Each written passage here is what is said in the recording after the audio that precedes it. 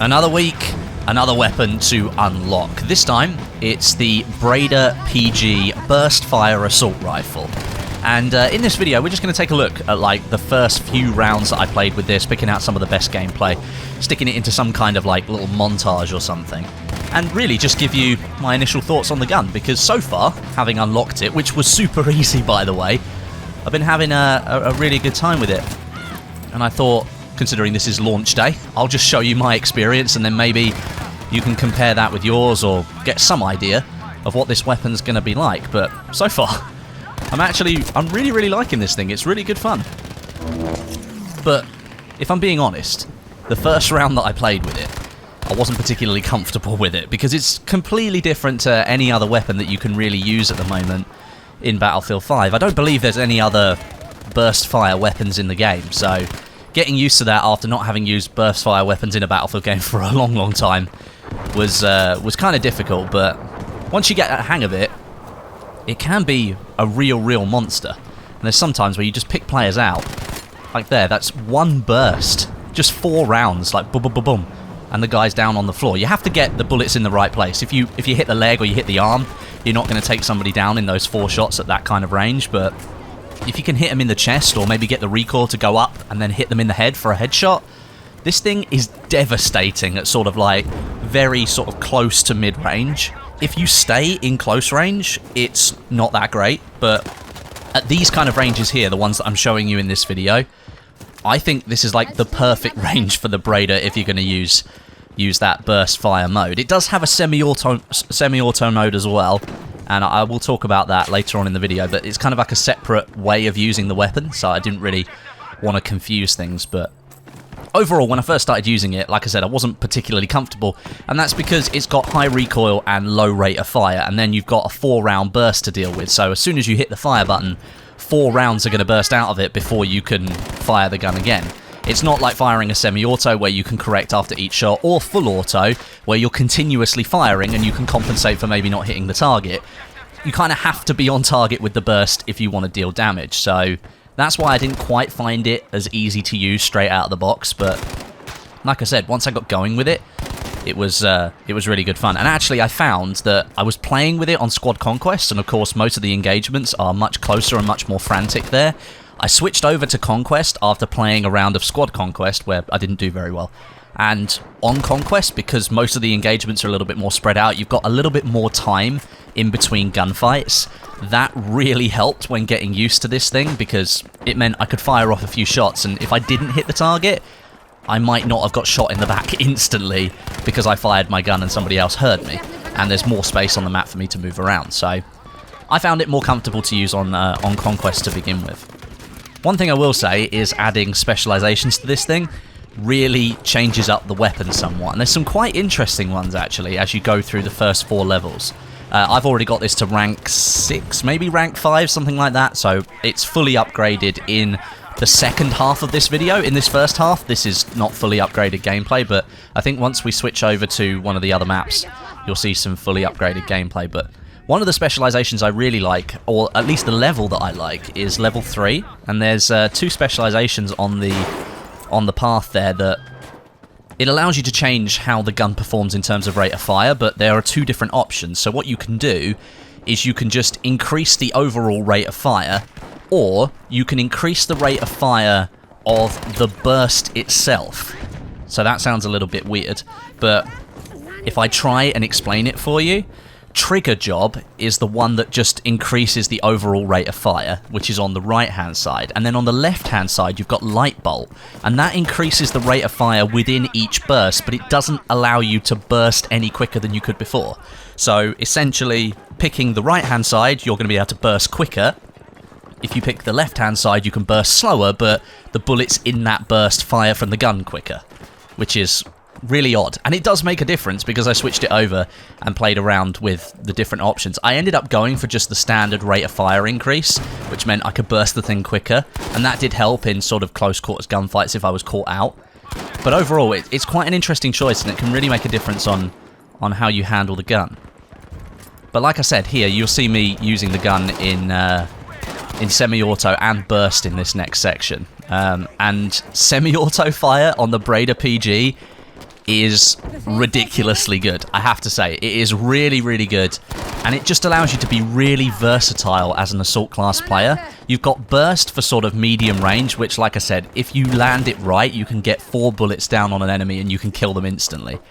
But if you're beyond the range where you feel comfortable using the burst fire, because there is a lot of recoil to it, I do have to say, you can switch it to semi-auto, and you can just start picking people off at longer ranges. And of course, it's a semi-automatic rifle with a 20-round magazine attached to it. So if you got yourself caught out or you miss a few shots, you've likely still got a few more in your magazine that you can use. And you can see here at long range, I'm just devastating people with this 3x scope. I'd always recommend using a slightly longer scope on this thing. It just discourages you from using it in close quarters because it's really not that great. But this thing is pretty devastating in semi-auto, and I would argue it's sort of on par in terms of rate of fire with like the M1A1 carbine or the MAS 44, but you get the benefit of more ammunition per magazine than those weapons. Plus, you can use it as a burst fire weapon as well. To me, it's just a great option, and it's something I'm going to have in my assault class pretty much all the time.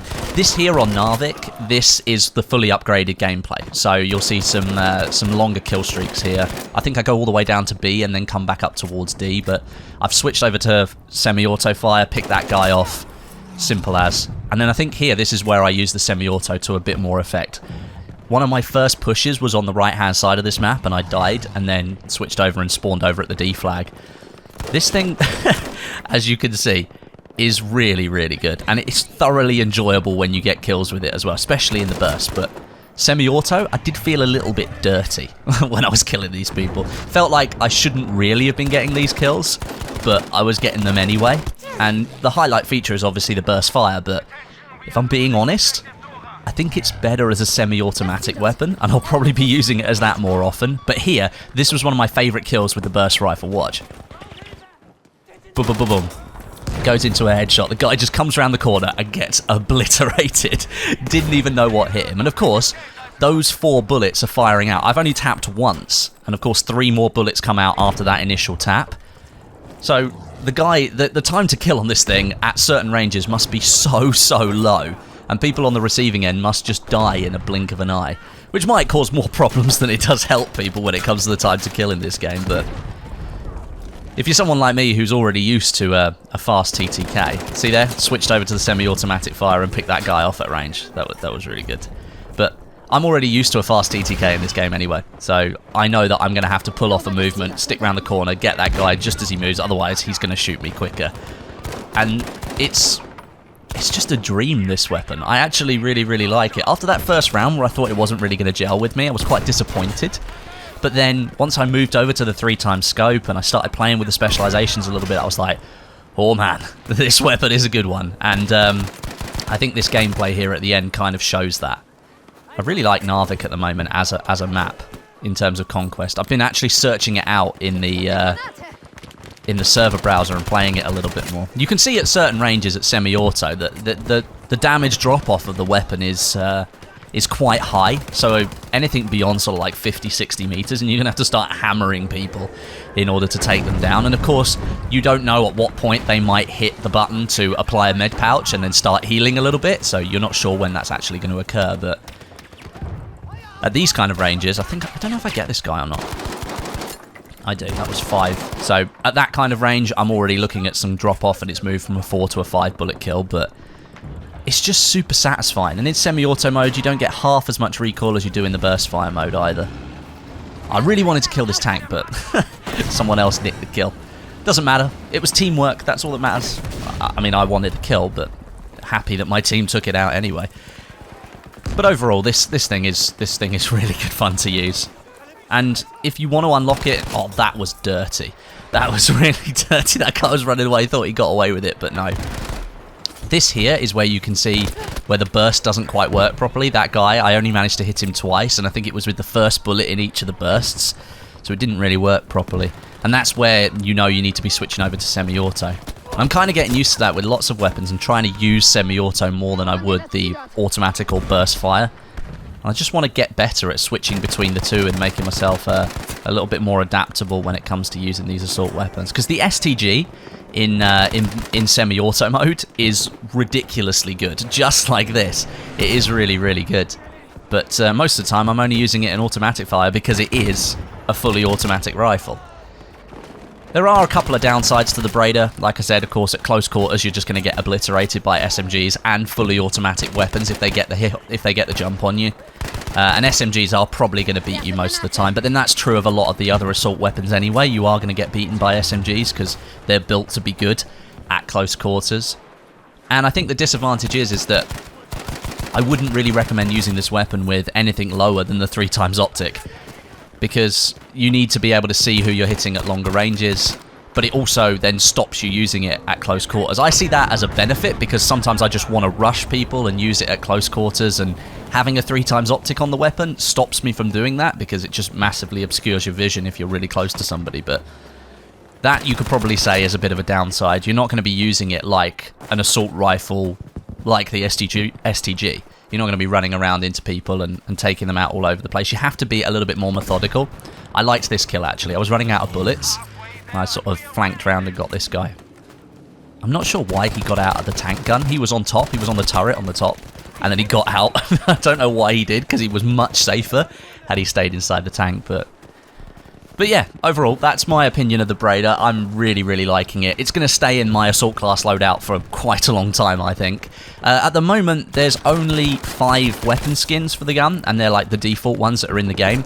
The other ones, the ones that you saw in the Gamescom footage, the one with that ridiculous mermaid on it, that's not in the game at the moment. It's not available for you to get. So anyone who didn't like that, then, you know, at least you can rejoice for it not being in the game at the moment. But the proficiency and mastery ones, the gold and the mint skins, are in there. I'm going to start working towards those so I can at least get, at least I can get some skins on the gun. Because looking at it naked, it's quite nice, but I don't know. I like putting skins on my guns anyway. But there you are. That is the end of the video. So thanks very much for watching. I'm going to try and do some more of these unscripted commentaries moving into the end of 2019. We've got so much coming with the Pacific. I think there's going to be a lot more content going up on the channel from this point onwards. We've got Operation Underground coming soon. That could be actually a really good map for this weapon, actually. But yeah, I've enjoyed my first few hours with the Breda, and I think I'm going to enjoy getting this thing and ranking it all the way up to the top. But yeah, thanks very much for watching, guys. Hope you enjoyed the video, and I'll catch you soon in another one.